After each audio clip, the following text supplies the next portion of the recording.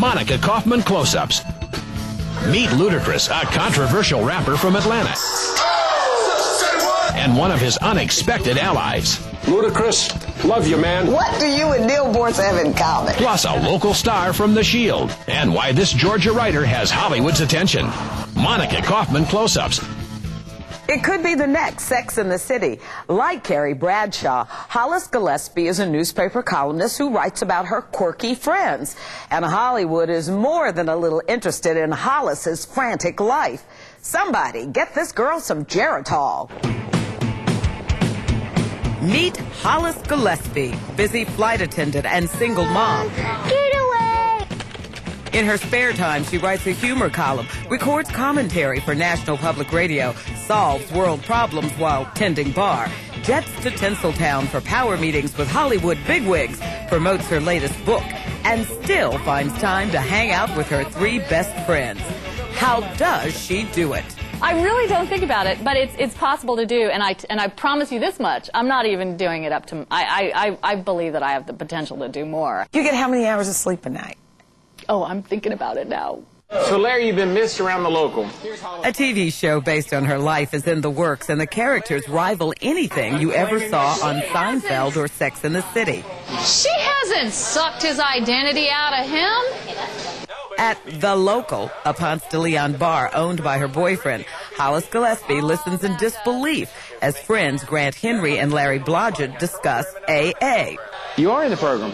Does she know you're drinking now?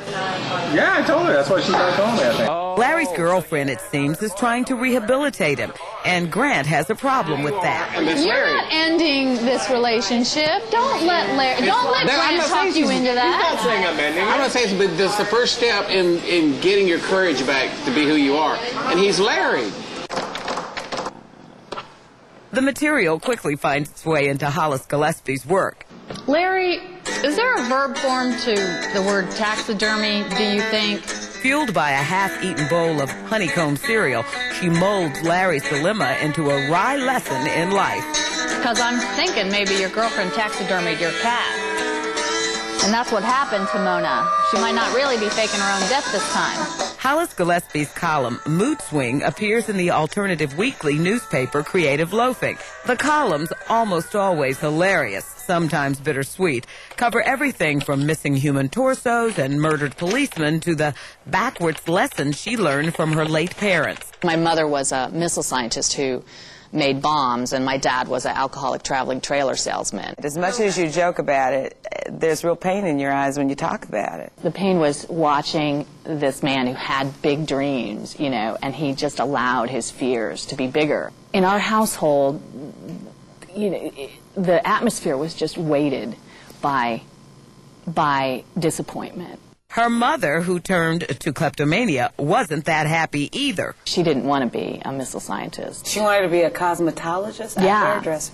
She had broken dreams of becoming a beautician. Determined not to have broken dreams herself, Hollis majored in English. Even when I graduated, I remember my professor telling me, "Oh, here's your degree and good luck. You know, it's gonna come in handy when you're selling those Xerox copiers."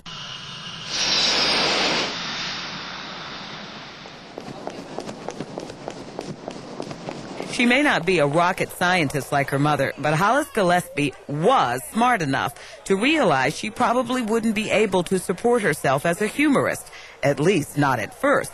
And so, although she is afraid to fly, she applied for a job as a flight attendant. Yummy! Having moved 18 times by the time she graduated from high school, Hollis lived in everything from a penthouse in Zurich to a trailer 2 miles north of Tijuana. But in-town Atlanta is where she finally found a home. I can talk to ambassadors in their own language, and I can run over crack addicts in my neighborhood. Yes, there's a story there.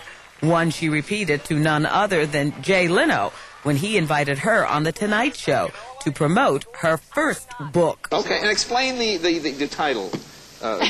Bleachy-haired honky bitch. I almost ran down a crack addict in my neighborhood, and that's what he got mad at me. And yeah.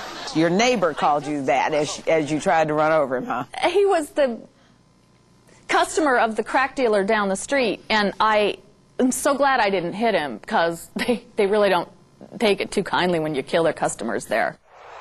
As always, there's a hint of seriousness just beneath the humor. The first book was buying the house. It turns out, you know, I buy it in a neighborhood, one of the worst neighborhoods in Atlanta. And then I find out I'm pregnant. Who's the boy that you kissed? Mason.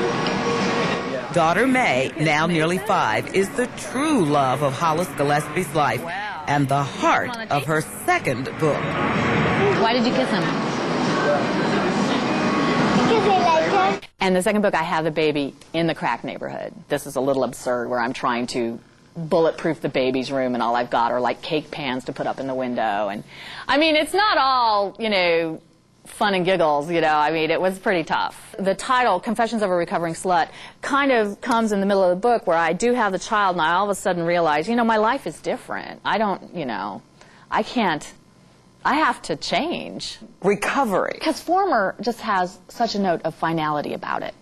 Whereas recovering, there's room for slippage. And that's important. Put your arm at the edge and cover it. Elbow, elbow, wrist, wrist. Oh, no! Just come on, Park Parade. We only have one block. Can we see? Thanks, officer. Thank you. It was a transvestite call. Woo! Hollis relies heavily on this eclectic trio to help her raise May, and it's sometimes a wild ride. Don't believe anything you read.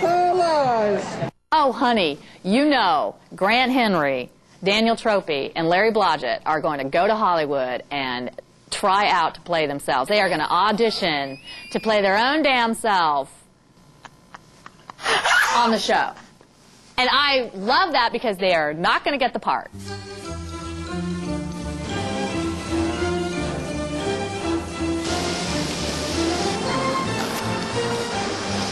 It's beautiful. Look at the palm trees. Now, this is California. Now, Hollywood is calling. Looks so good. I do. Mm-hmm. You look like you did back when you were hot.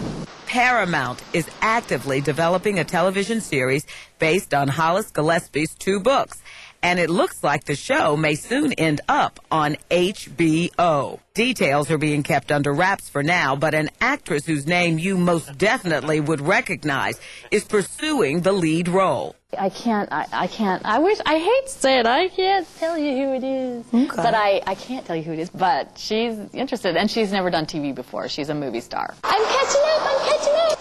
Hollis wants to stay grounded.